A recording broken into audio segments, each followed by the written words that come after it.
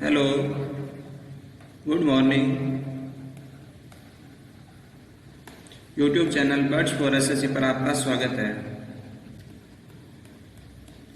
और आज हम यहाँ बात करेंगे सीपीओ 2020 की जो 23 नंबर की सेकंड शिफ्ट थी, वो सबसे हार्ड शिफ्ट भी थी,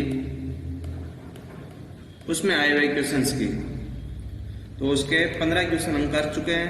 उसके आगे के क्वेश्चन आज भी 14 से 15 क्वेश्चन करने की कोशिश करेंगे और मैं कोशिश करूंगा कि आपको आसानी से समझा पाऊं। तो दोस्तों जुड़े रहना मेरे साथ। और क्योंकि ये प्रीवियस ईयर की सीरीज है, तो एसएससी में प्रीवियस ईयर का बहुत ज़्यादा रोल होता है, जो कि आपको आगे आने वाले एग्जाम्स CHSL, CGL इनमें काफ़ी हेल्पफुल रहेगा। दोस्तों जुड़े रहना मेरे साथ और चलते हैं आज के पहले क्वेश्चन की ओर।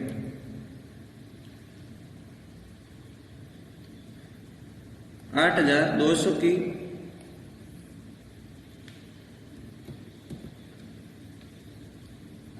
8000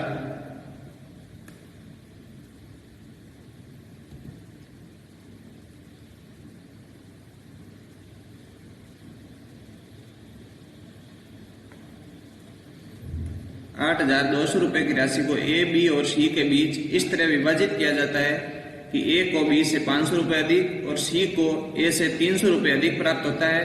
ए का हिस्सा रुपए में ज्ञात करें। ध्यान देना दोस्तों, मैं आपको समझाने की कोशिश करता हूं। कोई भी तीन दोस्त है, ए, बी और सी। तो ए को बी से 500 रुपए अधिक, तो मान लो बी को मिले x, तो ए को कितने मिलेंगे दोस्तों? x plus 500। और सी को ए से 300 रुपए अधिक, सी को है वो ए से 300 रुपए अधिक है, तो सी को कितने मिले? 500 दिए थे, 800 हो गए दोस्तों। x प्लस 800 रुपए, ये होगी सी की राशि। ये टोटल राशि कितनी है? 8,200। ये हुआ दोस्तों 3x plus 1300 is equal to 8,200। 3x की वैल्यू दोस्तों यहाँ से होगी 6,900, x की वैल्यू आ गई 2,300 रुपए। हमसे क्वेश्चन में क्या पूछा गया है कि ए का हिस्सा। ए का हिस्सा क्या है दोस्तों? x plus 500। x तो थी 2300 और 500 और ऐड कर दो तो ये एक की राशि होगी दोस्तों 2,800 रुपए। यही हमारा आंसर है। उम्मीद करता हूं आपको समझ में आया होगा। चलते हैं नेक्स्ट क्वेश्चन की ओर। त्रिभुज ABC में एंगल ए बराबर 66 डिग्री, AB और AC को क्रमशः से D और E तक बढ़ाया गया है। यदि कोण CBD और कोण BCE के समद्विभाजक बिंदु O पर मिलते हैं तो एंगल BOC। ध्यान देना दोस्तों, मैं आपको समझाने की कोशिश करता हूं। कोई भी त्रिभुज ABC, A, B और C, इसमें एंगल A की वैल्यू 66 डिग्री है। ये दोस्तों हमारे पास है 66 डिग्री। यदि AB और AC को क्रमशः बिंदु D और E तक बढ़ाया गया है। AB है जिसको आगे बढ़ाया कहां तक? D तक। और AC को आगे बढ़ाया दोस्तों E तक। यदि कोण CBD और कोण BC के समद्विभाजक, कोण CBD इसका कोई समद्विभाजक और कोण BCE इसका समद्विभाजक बिंदु O पर मिलते हैं, यहां पर दोस्तों दोनों मिलते हैं, तो एंगल BOC की वैल्यू ज्ञात करें। ये हमसे पूछा गया है। तो दोस्तों कोई ये क्या है, अगर इनका जो अंत्य द्विभाजक होता है, जो इंटरनल बाइसेक्टर होता है एंगल का, वो जहां पर मिलता है वो तो इनका कहलाता है अंत्य के अंदर। और जो बाह्य द्विभाजक होता है वो जहां पर मिलता है वो इनका कहलाता है दोस्तों बहिष के अंदर, बहिष के अंदर। और इसके जो एंगल बनता है BOC, इसकी वैल्यू हमेशा होती है 90 माइनस A/2, जहां पर A हमको दे रखा है दोस्तों। ये हो गया 90 माइनस 66/2, 90 माइनस 33, ये हो गया दोस्तों हमारे पास 57 डिग्री। आसान क्वेश्चन था, उम्मीद करता हूं आपको समझ में आया होगा। ऐसे क्वेश्चन रिपीट होने के चांस बहुत है। आपको इसमें एंगल ए की वैल्यू कुछ और दे देगा और यही लैंग्वेज में कोई दूसरा क्वेश्चन भी पूछ सकता है। चलते हैं दोस्तों नेक्स्ट क्वेश्चन की ओर। तल पर किसी ऊर्ध्वाधर खंभे की परछाई की लंबाई 18 मीटर है। यदि उस समय सूर्य का उन्नयन कोण थीटा इस प्रकार है कि कोस थीटा बराबर 12/13, तो खंभे की ऊंचाई क्या है? दोस्तों क्या बोला गया कि भूतल पर किसी ऊर्ध्वाधर खंभा, मान लो ये कोई खंभा है, इसकी परछाई ये इसकी परछाई होगी, इसकी लंबाई 18 मीटर दे रखी है। यदि उस समय सूर्य का उन्नयन कोण थीटा, मान लो सूर्य का उन्नयन कोण का अगर यहाँ परछाई है तो सूर्य इसके सीधी रेखा में कहीं कहीं होगा आगे, यहाँ कहीं। ये एंगल हमको उन्नयन कोण थीटा दे रखा। उन्नयन कोण दोस्तों ये होता है, और एक होता है अनमन कोण, वो ये होता है। और दोनों की वैल्यू क्या सेम ही होती है, हमेशा बस नाम का फर्क है। कोस थीटा की वैल्यू, अगर कोस थीटा है यहाँ पर, उसकी वैल्यू दोस्तों दे रखी है 12/13, और कोस थीटा होता है हमेशा बेस अपॉन हाइपोटेन्यूज। तो इसकी वैल्यू क्या होगी दोस्तों 12 और ये 13, जबकि हमें बेस की वैल्यू 18 पहले से दे रखी है। इसका मतलब 18 किसके बराबर होगा 12 के। 12 की वैल्यू क्या 18 है। और पूछा क्या कि खंबे की ऊंचाई, ये वैल्यू हमसे पूछी है दोस्तों। ट्रिपलेट आपको याद होना चाहिए 5, 12 और 13। अगर ये 12 है, ये 13 है, तो ये क्या होगा दोस्तों 5, और हमें इसकी वैल्यू निकालनी है। तो 12 की वैल्यू इन्होंने 18 दे रखी है, और निकालने किसकी है 5 की। ये करता है दोस्तों 6 से 15/2 7.5 सेंटीमीटर मीटर, 7.5 मीटर, यही खंबे की ऊंचाई होगी दोस्तों। उम्मीद करता हूं आपको समझ में आया होगा। चलते हैं दोस्तों नेक्स्ट क्वेश्चन की ओर। तो 8%, 15% और 12% के 3 क्रमागत छूट के समतुल्य एकल छूट क्या है। एकल छूट के क्वेश्चन मैंने आपको पहले भी करवाए हैं। आसान क्वेश्चन होते हैं इसके, पर ये आसान नहीं है क्योंकि इसमें बहुत ही अच्छी कैलकुलेशन है। आप ऑप्शन देखकर भी पता लगा सकते हो कि कितनी अच्छी कैलकुलेशन हो सकती है। तो हम इस कैलकुलेशन से कैसे इसको अवॉइड करेंगे, कैलकुलेशन को, और क्वेश्चन को आसानी से करेंगे, समझने की कोशिश करना दोस्तों, ध्यान देने की कोशिश करना। पहली छूट क्या है दोस्तों 8%, मतलब 100 की जो उसकी मान लो सीपी थी, और एसपी क्या हो जाएगी दोस्तों उसकी 8% छूट पे बेचे, मतलब 92। नेक्स्ट 100 की सीपी थी, 15% की छूट पर बेचा है, तो ये हो जाएगा दोस्तों 85। 100 की सीपी 12% की छूट पर, ये हो जाएगा दोस्तों 88। अब ऑप्शन में ध्यान देना कि यूनिट डिजिट सबके चेंज है। किसी में 3 के बाद पॉइंट है, यूनिट डिजिट उसमें 6 और 4 है, एक में पॉइंट बिल्कुल नहीं है, सीधा 35% है, एक में 1 पॉइंट के बाद 5 है, तो सब में चेंज है। तो हम इसको यूनिट डिजिट से कर सकते हैं, यूनिट डिजिट, या फिर इसके 2 और डिजिट ले देंगे, डबल डिजिट से कर लेंगे। ध्यान देना दोस्तों कैसे करते हैं। ये तीनों तो आपस में गुणा हो जाएंगे, ये हो गया दोस्तों हमारे पास। और इनकी एसपी, इसके सिर्फ पीछे के 2 डिजिट देख लेंगे क्या क्या आएंगे। वो कैसे देखेंगे, अगर लास्ट के 2 डिजिट देखने हो, तीनों को आपस में गुणा करो, ये तो गुणा होंगे। अब इसके लास्ट डिजिट देखने हो दोनों, तो दोस्तों इसमें 100 का भाग दे दो। 100 का भाग 92 में दोगे तो कितने शेष बचेंगे 92, मतलब -8 शेष बच रहे हैं इसमें। इसमें दोस्तों -15 और इसमें -12। टोटल कितना हुआ दोस्तों, गुणा करेंगे उन दोनों तीनों को ऊपर से, तो -1440/100। इसमें पीछे कितना बच रहा है -40 शेष, क्योंकि भाग तो पूरा पूरा चला जाएगा, 40 शेष बच जाएगा दोस्तों इसमें। -40 है और कितने में 100 में, तो इसका जो भी रिमाइंडर होगा वो कितना होगा दोस्तों 60, क्योंकि नेगेटिव में रिमाइंडर नहीं होता है, बस हम अपनी सहूलियत के हिसाब से नेगेटिव में मान लेते हैं इसको। या तो रिमाइंडर यहाँ पर 92 था, पर 92 को हम -8 भी लिख सकते हैं रिमाइंडर में। तो इसका जो लास्ट के 2 डिजिट आएंगे वो क्या होंगे दोस्तों 60, मतलब इनको गुणा करेंगे तो आगे कुछ भी डिजिट और एंड में 60। दोस्तों ये तो क्या है सीपी और ये एसपी। हमसे क्या है कि छूट पूछी है, छूट क्या होगी दोस्तों, ये इससे कम ही होगा। तो सीपी में से जो भी एसपी माइनस करेंगे वही इसकी छूट होगी। इन दोनों को आपस में माइनस करेंगे तो लास्ट का डिजिट 0 0, ये तो आएगा 0। अब यहाँ पर ये 10 रहा होगा और 6 में से 10 गए तो यहाँ पर 4, मतलब अंतिम के जो लास्ट के 2 डिजिट है वो होंगे दोस्तों 4 और 0। ये मान लो कि कुछ ना कुछ आगे था, और ये तो हो गया इसका क्या डिस्काउंट। और कितने पर दिया है डिस्काउंट दोस्तों, और परसेंटेज निकालना है हमको, डिस्काउंट परसेंटेज दिया होगा। 2 0 से 2 0 कट जाएंगे, 1 0 से 1 0। अब 3 संख्या के बाद क्या पॉइंट लगा, क्योंकि नीचे 1000 है, तो 3 संख्या के बाद पॉइंट किसमें, एक तो बी में और एक डी में, और उसका यूनिट डिजिट क्या है दोस्तों 4, ये यूनिट डिजिट 4। यही हमारा आंसर है दोस्तों। उम्मीद करता हूं आपको समझ में आया होगा। कैसे हमने आपको देखा होगा कि कैलकुलेशन को अवॉइड किया इसमें, और आसानी से इतनी बड़ी कैलकुलेशन से छूट लेके हमने इसका आंसर निकाल लिया है।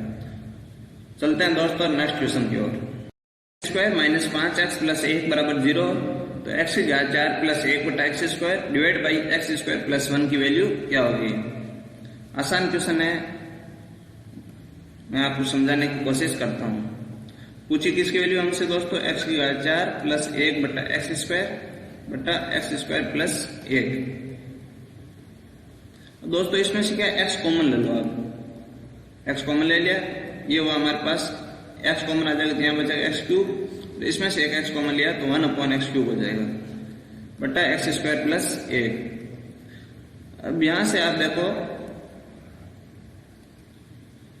एक्स स्क्वायर प्लस 1 की वैल्यू होगी दोस्तों 5x, यहां से अगर x कॉमन ले तो x प्लस 1/x होगा 5x, x कट जाएगा, तो x प्लस 1/x की वैल्यू होगी दोस्तों 5। तो यहां से x cube plus 1/x cube की वैल्यू क्या हो जाएगी, 5 का क्यूब माइनस 3 गुना 5। ये दोस्तों फॉर्मूला होता है, अगर x cube plus 1/x cube की वैल्यू a हो, सॉरी x प्लस 1/x की वैल्यू a हो, तो x cube plus 1/x cube की वैल्यू होती है a क्यूब माइनस 3a। इसको आप बेसिक से भी कर सकते हो, पर जहां जितना आप याद रखने की कोशिश करोगे आपका कम टाइम में क्वेश्चन होगा, और एसएससी में टाइम का बहुत ज्यादा रोल है। तो ये हो जाएगा दोस्तों 125 माइनस 15 110, x गुणा 110 और x स्क्वायर प्लस 1 इसकी वैल्यू क्या है दोस्तों 5x, इसकी वैल्यू है 5x, x कट जाएगा, 110 बटा 5 दोस्तों क्या हो जाएगा 22। उम्मीद करता हूं आपको समझ में आया होगा। चलते हैं दोस्तों नेक्स्ट क्वेश्चन की ओर। वर्तमान में चावल को 29 रुपए प्रति किलोग्राम की दर से बेचा जा रहा है। पिछले महीने के दौरान इसका मूल्य 25 रुपए प्रति किलोग्राम था। किसी परिवार को अपनी खपत में कितने प्रतिशत कमी करनी चाहिए ताकि वे पहले के समान रहे। बहुत ही आसान क्वेश्चन है, जितनी टफ लैंग्वेज लग रही है, जितना बड़ा क्वेश्चन लग रहा है उतना बड़ा ये है नहीं। क्या है कि पहले पिछले महीने इसका मूल्य क्या था 25 किलोग्राम था और अब इसका 29 रुपए प्रति किलोग्राम है। तो किसी परिवार को अपने प्रतिशत में कितने खपत में कितने प्रतिशत कमी करनी चाहिए ताकि व्यय पहले के समान रहे। व्यय पहले के समान रहे इसका मतलब क्या है कि जो 25 रुपए में पहले वस्तु खरीद रहे थे वो अब 29 में मिल रही है, मतलब उनको क्या कम करना होगा ताकि व्यय समान रहे। तो कम कितना कम करना पड़ेगा दोस्तों 4, और कितने पर 29 पर गुणा 100। ये हो गया दोस्तों 400 बटे 29, और इसको जब सोल्व करेंगे तो एक बार कटेगा पहले, फिर बचेगा 11, 110, 13 पॉइंट, फिर बचेगा हमारे पास दोस्तों 23, 230, ये लगभग 29, 7 के आसपास, 30, 7, 210, 13.7 दोस्तों। इसने पूछा निकटतम पूर्णांक, निकटतम पूर्णांक में 13.7 क्या हो जाएगा 14%। बहुत ही आसान क्वेश्चन था, उम्मीद करता हूं आपको समझ में आया होगा। चलते हैं दोस्तों नेक्स्ट क्वेश्चन की ओर। माना त्रिभुज एबीसी सिमिलर त्रिभुज आरपीक्यू, ये साइन दोस्तों किसका सिमिलर का है, और area of ABC upon area of PQR की वैल्यू 4/9 है। यदि AB बराबर 3 सेंटीमीटर, BC बराबर 4 सेंटीमीटर और AC बराबर 5 सेंटीमीटर हो तो PQ की वैल्यू क्या होगी। इसके लिए दोस्तों थ्योरी की एक पॉइंट आपको ध्यान में होना चाहिए, यदि कोई भी दो ट्रायंगल सिमिलर हो तो जो भी उनके एरिया का रेशियो है ये हमेशा उनकी करस्पॉन्डिंग साइड्स के रेशियो के अंडर रूट के बराबर होता है, या फिर उनके एल्टीट्यूड के रूट के बराबर होता है, या फिर उनकी मीडियन के रूट के बराबर होता है, या फिर उनके एंगल बाइसेक्टर, जो भी ट्रायंगल में पॉसिबल है उनके रूट के बराबर होता है उनके एरिया के रेशियो, उनकी साइड्स के, या फिर उनके एल्टीट्यूड के, उनके मीडियन के, या फिर एंगल बाइसेक्टर, जो भी ट्रायंगल में पॉसिबल है उनके रेशियो के अंडर रूट के बराबर होता है। तो ये पॉइंट आपको यहाँ कैसे अप्लाई करना है ध्यान देना। एबीसी और पीक्यूआर के जो एरिया का रेशियो है 4/9, ये उनकी करस्पॉन्डिंग साइड्स के रेशियो के बराबर होगा। और पूछा हमसे किसकी वैल्यू PQ, इसमें हमको PQ लेना है, तो PQ के करस्पॉन्डिंग साइड कौन सी है दोस्तों यहाँ पर BC, तो under root BC upon PQ, ये हो गया दोस्तों 4/9, सॉरी मैंने गलत बता दिया दोस्तों पॉइंट, इनके स्क्वायर के, ये हो जाएगा दोस्तों इसका स्क्वायर। 4/9 बराबर BC क्या है यहाँ पर, BC की वैल्यू हमारे पास 4 है, 4 का स्क्वायर बट्टे पी क्यू का स्क्वायर। 1 4 से 1 4 कट जाएगा दोस्तों। यहाँ पर पी क्यू स्क्वायर क्या हो जाएगा 4 गुणा 9, तो पी क्यू की वैल्यू हो जाएगी दोस्तों यहाँ पर 6 सेंटीमीटर। उम्मीद करता हूं आपको समझ में आया होगा। बढ़ते हैं दोस्तों नेक्स्ट क्वेश्चन की ओर। यदि x plus y plus z बराबर 19, एक्स वाई जेड बराबर 216, x y plus y z plus z x बराबर 114, तो x cube plus y cube plus z cube plus x y z इसकी वैल्यू हमसे पूछी है। बहुत ही आसान क्वेश्चन है, एसएससी में हमेशा आसान क्वेश्चन ही आते हैं। इसके लिए आपको दोस्तों एक फॉर्मूला याद होना चाहिए, x cube plus y cube plus z cube minus 3xyz बराबर x plus y plus z कोष्टक x plus y plus z का whole square minus 3xy plus y z plus z x. ये आपको याद होना चाहिए। अब इसमें हमको सारी वैल्यू पता है और जो हमसे पूछा है वो हम निकाल सकते हैं आसानी से।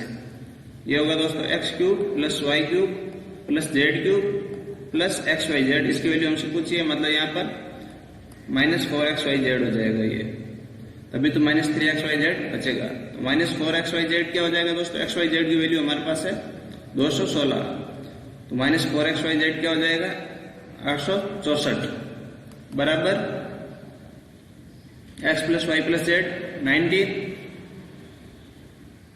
कोष्टक 19 का स्क्वायर 361 माइनस ये है दोस्तों 114 इंटू 3 342, ये होगा दोस्तों 19 गुना 19 361 प्लस 864 361 प्लस 864, ये होगा 1100 1100 1200 1225।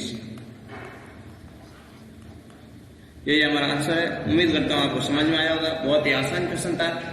बढ़ते हैं दोस्तों नेक्स्ट।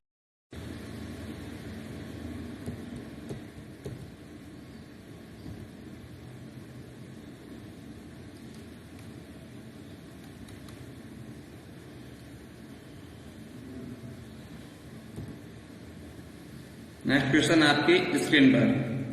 कोई व्यक्ति एक वस्तु को खरीदता है और उसे 10% के लाभ पर बेच देता है। यदि उसने वस्तु को 20% कम मूल्य पर खरीदा होता और इसे 1000 रुपए अधिक में बेचा होता तो वह 40% का लाभ कमाया होता। वस्तु का क्रय मूल्य क्या है? अच्छा क्वेश्चन है, थोड़ा ध्यान देना दोस्तों, मैं आपको समझाने की कोशिश करता हूँ। कोई व्यक्ति एक वस्तु खरीदता है, मान लो उसने 100 रुपए में वस्तु खरीदी और 10% के लाभ पर बेच दी, इसका मतलब 110 रुपए में उसने बेच दी। यदि उसने वस्तु को 20% कम मूल्य पर खरीदा होता, मतलब वो अगर उसने 80 रुपए में खरीदी होती और 1000 रुपए अधिक में बेची होती तो वह 40% का लाभ कमाता है। तो 80 पर 40% का लाभ क्या हो जाएगा दोस्तों, 140/100।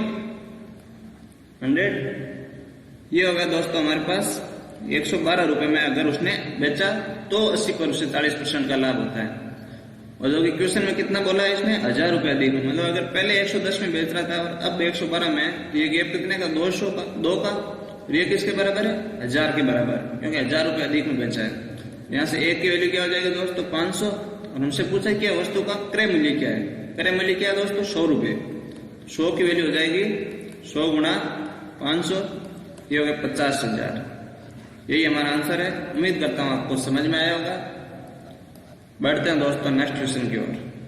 और सुमन द्वारा बनाए गए मिट्टी के किलो की ऊंचाई क्रम से 9 सेंटीमीटर और 16 सेंटीमीटर है, वे एक दूसरे से 24 सेंटीमीटर की दूरी पर है, तो किले के शीर्ष एक दूसरे से कितनी दूरी पर है। बहुत ही आसान क्वेश्चन, आपको लैंग्वेज से टफ लग रहा होगा पर बहुत ही आसान क्वेश्चन है। कैसे दोस्तों, ध्यान देना। जो आसान ने किला बनाया है उसकी हाइट है दोस्तों 9 सेंटीमीटर, और सुमन ने जो किला बनाया उसकी हाइट है 16 सेंटीमीटर, और इन दोनों के बीच की दूरी ये हमको दे रखी है 24 सेंटीमीटर, और पूछा गया कि किले के शीर्ष से एक दूसरे से कितनी दूरी पर है। इसकी वैल्यू हमसे दोस्तों पूछी गई है। तो यहां से इस लाइन के पैरेलल एक लाइन ड्रॉ करें, तो ये हो गया दोस्तों 24। अगर ये 9 है तो इतना भी क्या होगा 9, ये पीछे कितना बचा दोस्तों 7, और ये 2 हाइट पर है, इसका मतलब ये क्या 90 डिग्री है, और ये 90 डिग्री है, तो ये क्या बन गया दोस्तों, ये समकोण त्रिभुज राइट एंगल ट्राइंगल बन गया है, जिसमें 2 साइड हमको पता है। ये 24 है, ये 7 है, तो ये क्या हो जाएगी दोस्तों 25। ट्रिपलेट आपको याद होने चाहिए, उससे आप क्वेश्चन को बहुत ही कम टाइम में कम कर पाओगे। ट्रिपलेट होते हैं दोस्तों 7, 24 और 25। हमारा आंसर आ गया दोस्तों 25। उम्मीद करता हूं आपको समझ में आया होगा। बढ़ते हैं दोस्तों नेक्स्ट क्वेश्चन की ओर। 2 पाइप किसी टंकी को क्रमशः 15 घंटे और 4 घंटे में भर सकते हैं, जबकि एक तीसरा पाइप इसे 12 घंटे में खाली कर सकता है। यदि तीनों पाइपों को एक साथ खोल दिया जाता है तो खाली टंकी को भरने में कितना समय लगेगा। ध्यान देना दोस्तों, ऐसे क्वेश्चन मैं आपको पहले भी करवा चुका हूं 2 से 3 क्वेश्चन, और फिर से ही क्वेश्चन रिपीट हो रहा है, तो समझ जाने की कोशिश करता हूं मैं, आप ध्यान देना। मान लो 3 पाइप है, ए, बी और सी। पहला पाइप इसे 15 घंटे में भरता है, दूसरा पाइप इसे 4 में, और तीसरा पाइप इसे 12 घंटे में खाली करता है। मैंने आपको बहुत बार बताया होगा कि इनका जो एलसीएम आता है उसे हम टोटल वर्क मान लेंगे, टोटल टंकी की कैपेसिटी मान लेंगे। और जो इनका एलसीएम क्या होगा दोस्तों 60। ये क्या हो गई, टैंक की क्या हो गई, कैपेसिटी हो गई है। तो 60 लीटर टैंक भरना है और ये 15 घंटे लेता है इसको पूरा भरने में, मतलब वो हर घंटे 4 लीटर टैंक को भरता है। अगर बी इसे 4 घंटे में भर सकता है टोटल, तो हर घंटे कितना भरेगा दोस्तों 15 लीटर। और सी 12 लीटर खाली 12 घंटे में खाली कर देता है इसको, मतलब हर लीटर कितना खाली करेगा दोस्तों माइनस का 5 लीटर वो क्या खाली करेगा। तो ये हो गया। अगर दोस्तों अगर तीनों साथ में मिले तो 1 घंटे में कितना काम करेगा, 19 तो भरेगा और 5 खाली होगा। इसका मतलब हर घंटे 14 लीटर टैंक भरेगा। और हमसे क्वेश्चन में क्या पूछा गया है कि तीनों पाइपों को एक साथ खोल दे खाली टंकी को भरने में। खाली टंकी को भरने में मतलब 60 लीटर उनको भरना है, कितना टाइम लगेगा। अगर वो हर घंटे कितनी 14 भर रहे हैं, ये होगा दोस्तों इसका टाइम 30/7। उम्मीद करता हूं आपको समझ में आया होगा। आसान क्वेश्चन था और ऐसे क्वेश्चन एसएससी में रिपीट होते हैं। बढ़ते हैं दोस्तों नेक्स्ट क्वेश्चन की ओर।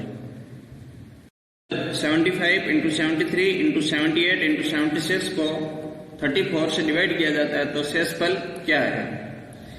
ऐसा क्वेश्चन मैं भी आपको पहले भी करवा चुका था, जिसमें लास्ट के 2 डिजिट निकालने थे हमको। उसी थ्योरम पर ये बेस्ड है। 75 × 73 × 78 × 76, इसको क्या 34 से डिवाइड करना है तो क्या शेषफल बचेगा। तो इन चारों में इंडिविजुअल डिवाइड हो, उसमें भी हमने क्या किया, जो डबल डिजिट वाला था लास्ट के 2 डिजिट वाला वो निकालने के लिए, उसमें भी सब में इंडिविजुअल हमने भाग दिया था। तो इसमें भी इंडिविजुअल भाग दो। तो इसमें कितना बचेगा दोस्तों 34 2 बार जाएगा 68, फिर पीछे बचेगा हमारे पास 7, इसमें पीछे बचेगा दोस्तों 5, इसमें बचेगा 10 और इसमें बचेगा 8 डिवाइड बाई 34। इनको आपस में मल्टीप्लाई कर लो तो ये होगा 35 × 80 अपॉन 34। अब इसमें और इंडिविजुअल डिवाइड दो तो यहाँ क्या बचेगा दोस्तों 1, और इसमें भाग दोगे तो क्या बचेगा 12। टोटल क्या हो गया दोस्तों, दोनों को मल्टीप्लाई किया तो 12/34। जब ये ऊपर वाली संख्या इस नीचे वाले से कम आ जाए, इसका अंश कम आ जाए, तो वही हमारा शेषफल होता है। तो हमारा शेषफल क्या हो गया दोस्तों 12। उम्मीद करता हूं आपको समझ में आया होगा। बढ़ते हैं दोस्तों नेक्स्ट क्वेश्चन की ओर। एक व्यक्ति का वेतन 8100 रुपए से बढ़कर 9000 हो गया, तो उसके वेतन में प्रतिशत वृद्धि क्या है। बहुत ही आसान क्वेश्चन, बहुत ही ज्यादा आसान क्वेश्चन है। तो उसका पहले वेतन क्या था दोस्तों 8100, बाद में उसका फाइनल वेतन क्या हो गया 9000। तो उसके वेतन में कितने प्रतिशत वृद्धि हुई है। वृद्धि कितनी हुई है दोस्तों 900 रुपए की। कितने पर 8100 पर, और प्रतिशत में तो ये प्रतिशत 20 से 20 कट गए दोस्तों। 9 से 81 9 बार, ये हो गया 100/9%। और 100/9% को हम आपको याद रखना होगा कि इसको कैसे लिख सकते हैं 11 सही 1/9%, या फिर डिवाइड भी देख लो 1/9। उम्मीद करता हूं आपको समझ में आया होगा। बहुत ही आसान क्वेश्चन था। बढ़ते हैं दोस्तों नेक्स्ट क्वेश्चन की ओर। एक बस 1 घंटे 15 मिनट में 50 किलोमीटर की दूरी तय करती है, जबकि समान दूरी को कार द्वारा 45 मिनट में तय किया जाता है, तो बस की चाल का कार की चाल से अनुपात क्या है। एक बात मैंने आपको पहले भी बताई थी मेरे पहले वीडियो में, कि अगर डिस्टेंस सेम हो, डिस्टेंस हमेशा अगर कांस्टेंट हो, तो जो रेशियो टाइम का होता है, स्पीड का रेशियो क्या हो जाता है दोस्तों, उसका उल्टा हो जाता है। स्पीड का रेशियो क्या हो जाएगा T2/T1, ये उसकी स्पीड का रेशियो हो जाएगा। तो इस पॉइंट को हम यहाँ पर कैसे अप्लाई करेंगे ध्यान देना। पहले दोस्तों बस कितना टाइम लेती है, बस टाइम लेती है 1 घंटा और 15 मिनट, 1 सही 1/4। और कार टाइम लेती है दोस्तों 45 मिनट, मतलब 3/4। ये तो क्या है, इनके टाइम का रेशियो है। यहाँ पर क्या दोनों को 50 किलोमीटर की डिस्टेंस कवर करनी है, समान दूरी। मतलब क्या स्पीड डिस्टेंस क्या है दोस्तों हमारे पास कांस्टेंट, तो उनकी स्पीड का रेशियो क्या हो जाएगा, जो टाइम का रेशियो है उसका उल्टा। तो ये इनका रेशियो हो जाएगा, इनकी स्पीड का बस और कार का 3:5। डी ऑप्शन यहाँ पर हमारा आंसर है। उम्मीद करता हूँ आपको समझ में आया होगा। चलते हैं दोस्तों नेक्स्ट क्वेश्चन की ओर। चतुर्भुज ABCD इस प्रकार है कि AB इसके बाहर बने वृत्त का व्यास है, एंगल ADC 148, तो एंगल BAC की वैल्यू क्या होगी।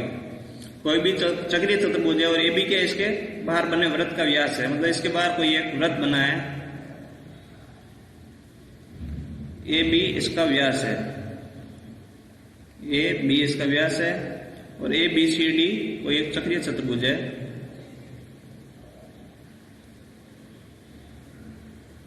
ये दोस्तों ABCD क्या चक्रीय चतुर्भुज है, और ADC इसकी वैल्यू हमको दे रखी है 148 डिग्री, और BAC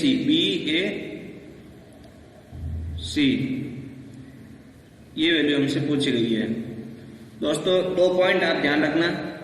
एक तो क्या है कि चक्रीय चतुर्भुज के जो भी अपोजिट एंगल होंगे उनका सम होता है हमेशा 180 डिग्री, और दूसरा ये कि किसी भी वृत्त में उसके डायमीटर द्वारा उसके सर्कमफेरेंस पर जो एंगल बनता है वो एंगल 90 डिग्री होता है। दोस्तों ये हो गया हमारे पास 90 डिग्री, और ये 148 है, ये कितना होगा दोस्तों 32 डिग्री। क्यों, क्योंकि अपोजिट जो भी एंगल होंगे उनका सम क्या होता है 180। ये 90 है, ये 32 है, तो ये कितना बचा दोस्तों हमारे पास 52, क्योंकि एक त्रिभुज में तीनों कोणों का योग कितना होता है 180 डिग्री। तो ये हो गया हमारे पास दोस्तों 58 डिग्री। यही हमारा आंसर है। उम्मीद करता हूँ आपको समझ में आया होगा। आज के लिए इतना ही। अगर वीडियो पसंद आई है तो वीडियो को लाइक जरूर करें, अपने दोस्तों के साथ शेयर करें। अगर आप चैनल पर नए हैं तो चैनल को सब्सक्राइब जरूर कर लें, और आपके कोई भी डाउट्स हो जो आज की क्लास हुई इसमें से, या फिर इसके अलावा आप किसी और की सीट कर रहे हो, कोई भी कहीं से प्रीवियस ईयर लगा रहे हो, जैसे CGL मेंस के क्वेश्चन कर रहे हो, तो उसमें आपको जो भी डाउट आए आप मेरे Instagram handle SSC CGL CPO इस पर आप मैसेज कर सकते हैं, या फिर नीचे कमेंट सेक्शन में आप पूछ सकते हैं मुझसे। और इनके अलावा भी आपको कोई डाउट हो, जैसे SSC के एग्जाम से रिलेटेड, उनके कैलेंडर से रिलेटेड कुछ भी डाउट हो कि नया एग्जाम कब होंगे, नई वैकेंसी कब आएगी, क्या इसका सिलेबस है, जो भी डाउट है वो आपको वो या तो कमेंट सेक्शन में या फिर मेरे इंस्टाग्राम हैंडल पर मैसेज करके पूछ सकते हैं। मैं आपको रिप्लाई जरूर करूंगा। तो आज के लिए इतना ही दोस्तों, धन्यवाद।